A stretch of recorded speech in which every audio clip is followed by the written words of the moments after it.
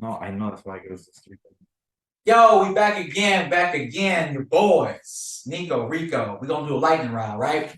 We're just gonna knock them all out.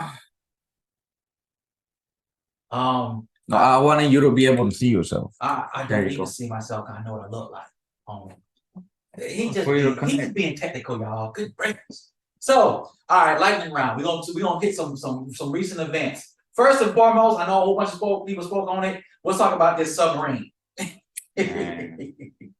Fudge the submarine people. Oh, okay. All right. So let me ask you. Well, no, people do. All right. Tell me something. Do you believe that people who are rich run out of things to do? So they do the most. We talk about 100,000,000%. I know they do. Not all of them, but particularly some of them. Most of them, Okay. which I mean, it's already not a lot of them, but yeah, 100%. Yeah, Like, bro, what rich people do, like the parties they throw, how they spend money. Going into Like, space. I feel like there's this whole YouTube movement about, oh, work for your money and then reinvest and the business and this and these big people make moves. No, they don't.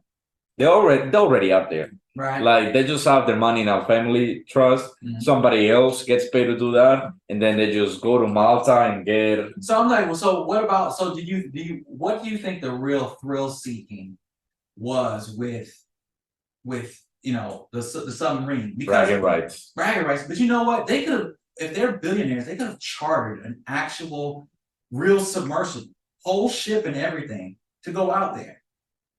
Like that was this whole story. They really think if they paid $250,000 for per person, they really went cheap on it. They have whole nautical companies that will drop licensed submersibles down, and you could go down there safely to a degree. I just don't understand why they went down in a makeshift sub. I'm just telling you, this is too weird. I just feel like it's a distraction for everybody. So not really real. There has to have been some events going on that they wanted CNN to Fox to and the internet to just completely fill out the news with this to keep us distracted. I don't even think they're dead. I don't think they went down there. Part of me doesn't I don't think they went down. No, I think they went in the sense that they got on, they put on the suit and everything, and then when they were like far enough for the radars to not catch them, they went like super far and then they got out. So I'm trying to think about why would people fake their deaths? Because they're in trouble.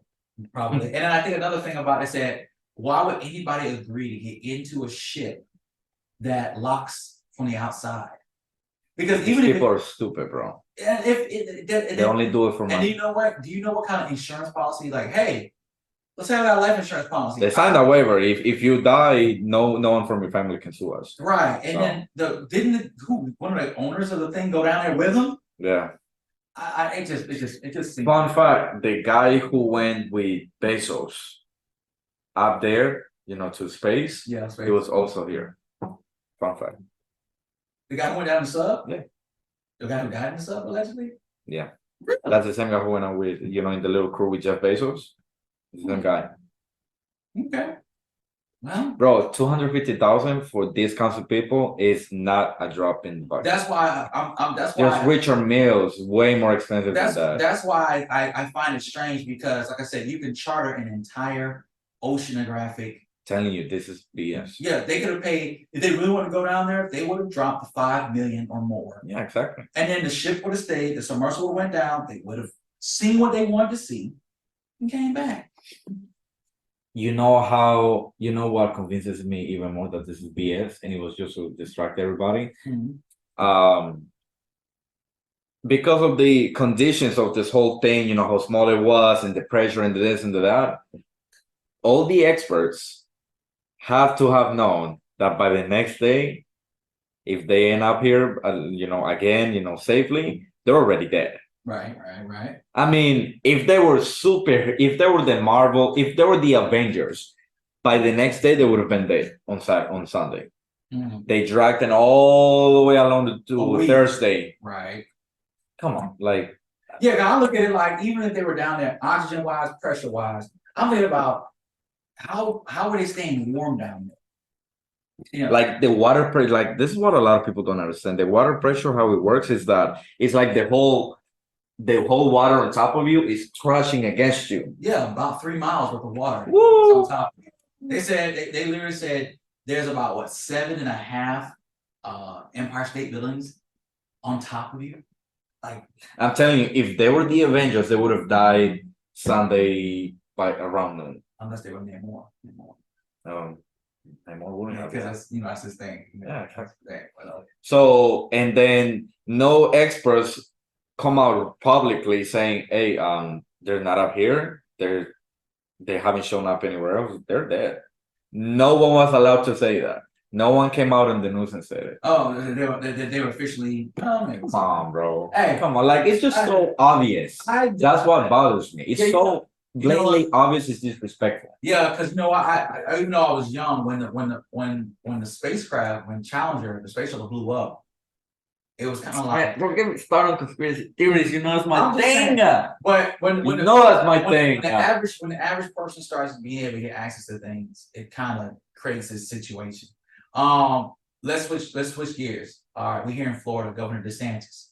That boy has done a lot of things recently. Oh boy. He's done a lot That's of things. when I get a little nervous because you know. Hey, all right. I'll do it for you. Let me ask the big question. But I mean, it's been several different things. So which yeah, he's done, all right. So biggest thing that he's done for me in my life is he signed the law that allows the presumption of 50-50 parenting. So yeah. Wait, what? Yeah. I had no idea. That's not even your wheelhouse. So, yeah, I'm not. Oh, but he did end permanent alimony. So there's no more permanent alimony. No. So did you like it? Did you like these two things? You can say you can say yes. Hey, there you go. I like it, baby. But do you like the 50-50 thing? The 50-50 thing is amazing. Oh, and there you go. And the Ronnie did it. He signed it. Oh, they could have pushed it through. They could have been too many. I see you. But I see you. How about I see? Hey, you're more than welcome to come. No, I'm not gonna say my. How about the undocumented thing? How about the undocumented? It's feeling a little Nazi Germany. The undocumented. This is my take on it. Okay. I think it's a little too over the edge. I agree in the sense that at least I know my mama did everything by the law to come over. Right. So I think it's a little unfair. If you didn't put up as much work and you got here and you got the same benefits as me. Mm-hmm. Now I think that's a little unfair. I'm not saying they come here, they're criminals, and no, that's not what I'm saying. I'm just saying strictly on the legal thing process. Mm-hmm. Like this crap is not easy, it takes years, it's expensive. Right. But I get it, it's fine. What I think is that he's doing this only to get more positive votes for when he tries to get president. Why? This thing is damn near impossible, especially in this state, to try to enforce it. So I think it's more of a public thing. Oh, look, I don't allow this in my state. So you up in Tennessee, whether it's this election or the next one, I mean the next or the following, you're gonna vote for him? Or I don't think he actually means to enforce this thing. I don't really. He's just trying to do it to show like it can to show it can be done. Because you can say, hey, this is how it's not gonna work. This is how we're gonna do things, and then he doesn't do anything to enforce it. Yeah. That's what I think. Right. That's what I think. And don't forget the legal stuff. It helps the state a lot. Yeah, a lot of people who have businesses. Yeah. So that's my take on it. That's what I think. Okay. Well, I had no idea about. So what's 50-50 mean? So the presumptive 50-50 equity between parents means that presumptive 50-50. Yeah. So it's not mandated that yes, children will be split between both parents. No, because no one parent might not be fit. But basically says when a child is born, it is inherently expected that both the mother and the father will share in all rights and responsibilities. So basically, wasn't it like this one? No, not at all. Mothers had. So basically, tell me the difference before this and now, because I don't know anything about this. So, the difference between then and now is before, if you weren't married, when you were married, both mother and father have rights. If you're unmarried and you have a child, you have absolutely no rights to the child. You have to fight for the rights for that child. Oh, Yeah. I thought it was automatic. No, it's not. If you're put on the birth certificate No. with your last name. No, birth Oh, certificate don't do that's nothing for you. interesting. Birth certificate basically means that you're responsible, you don't get rights. They chop it up into pieces. Oh, So- it's two different things. Absolutely. I thought it was automatic. Oh, no, it's not automatic at all. Rights and Oh. rights and responsibilities are separated.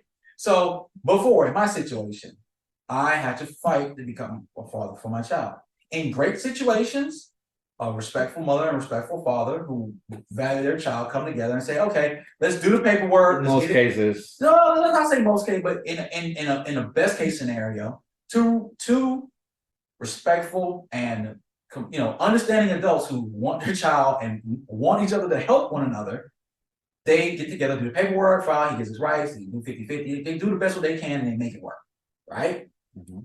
If that doesn't happen, if You're talking about before, how it was. this is all before. Okay. If at any point the person with all the rights and all the authority, which 9 times out of 10 is the mother, if they are not cooperative, And this is all for unmarried. this is all for unmarried. Okay. When you're married, you get legal rights together. You're already a husband and wife, so Oh, you okay. gotta kind of compromise.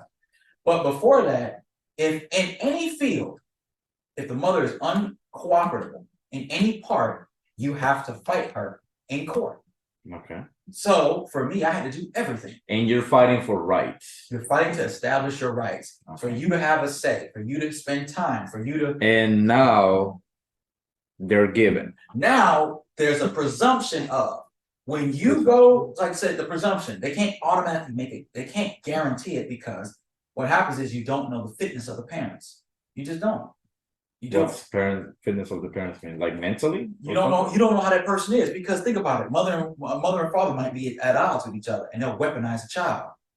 But you can't allow that. So what they're doing is basically saying, like, look, when you come before court for child support or anything else, we're gonna assume that he's fit and you're fit. We're gonna look at it, and if you guys are fit, most cases not, we're gonna try to give you guys equal access to equal custody, equal footing, equal authority. Unless there's something about you individually that's not in the best the child's best interest. They're going to presume that you're both fit, then they'll test you, and then if you're both fit, it can be 50-50. Evidence, and they're gonna lean toward giving you both. No more. Right, they gotta do this right when you're done. Sucks. Hey, it is what it is, bro. I'm happy to see the day, man. It's like coming to the promised land. I might not get there with you, but So maybe I can be a little more reckless because now, Shut up. I knew he was gonna react that way. Oh, Hey, I mean, if I'm not gonna be as stressed out,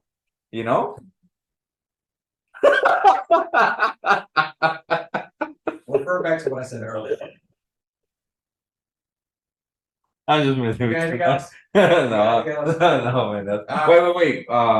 So it was a 50-50, Okay. and then no alimony. No, so he ended permanent alimony. So no alimony period. no, permanent.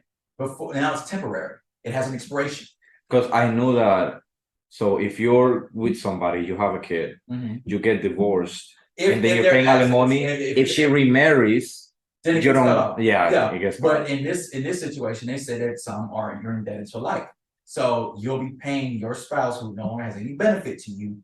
You're basically you're not supplementing, but you're facilitating their lifestyle until you die or they die.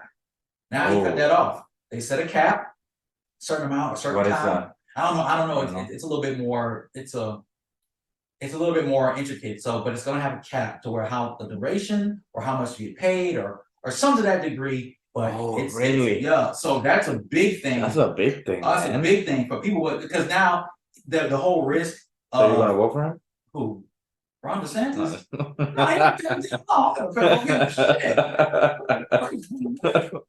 So So is that the whole thing? Like when you get married and you have your assets and she comes after 50%? If you don't do a prenup, or this is separate from that? it's related to that. So when it's related, but it's not. So what happens is you can divide up, and then after you're gone and your assets are split in half, you might still be ordered to pay her monthly to supplement her lifestyle, on top of the kids and child support. They're saying no, that supplemental lifestyle is going to cut off, so a bill's going to drop off eventually. She might still keep half your stuff and for the kids, but Oh, you mean like asset wise? right, something to that degree. Hey, But also, this sounds like kind of. I don't want to say victory for men, but we're kind of leveling things out a bit to a degree. because women, They're removing certain things that only benefit one class. I don't say what I would say get rid of alimony totally. Hey, there's that. But my thing is like this: don't make it permanent because it creates an incentive for people to basically say, like, look, regardless of how this goes, you will be you're gonna win. You will be supplementing my life. Children, after you turn 18, you're not a child anymore. Your parents don't have to facilitate your life. They don't have to pay for you to I think technically, if they go to college, you still kind of have to. But it's eventually going to end. Oh yeah, that's true. That's true. Even for your kids, it ends. So why shouldn't it end for her? If that facilitation ends for your children, how could it end? How could it be permanent for a spouse? Someone who no longer benefiting? It's your kids, your kids. So there's that. Yo, you think? Hey, so you think Ronnie can beat Trump? No. Dang. No one can beat him. Well, no one from the Republican Party can beat him. No, damn. Nobody. It's impossible. I think it's silly that he's continuing on this fight against him. I think he should try to, a little bit, and then wait till he won't run anymore for the following. Well, he's a thunder. But why would you go up against the party itself? Like Trump is above the party now.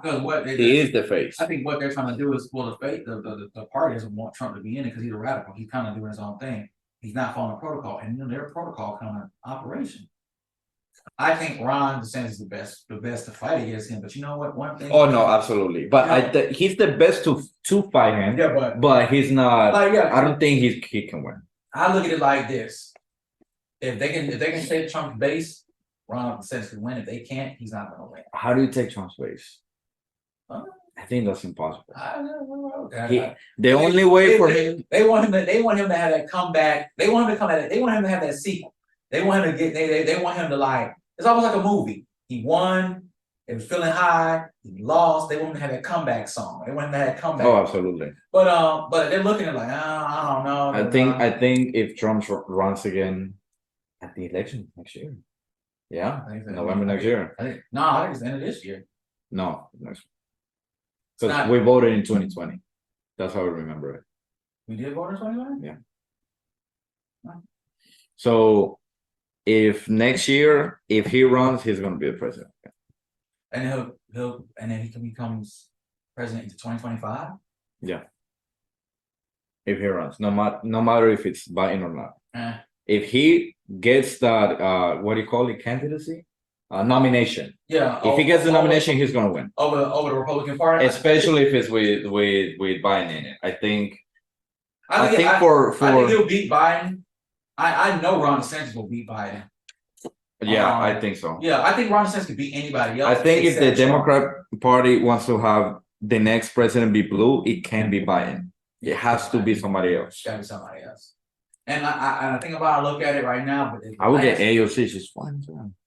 Everybody else seems like, you know what the problem with presidency? She's the loudest one. Yeah, but you know the problem with the presidency right now is the Supreme Court is a wreck. I mean, Supreme Court is just you could see the Supreme Court is political bias just written all over. $1,000,000%. But you can't trust it. You can never really trust Congress. They have so much infighting. They're almost getting to the point where they're useless.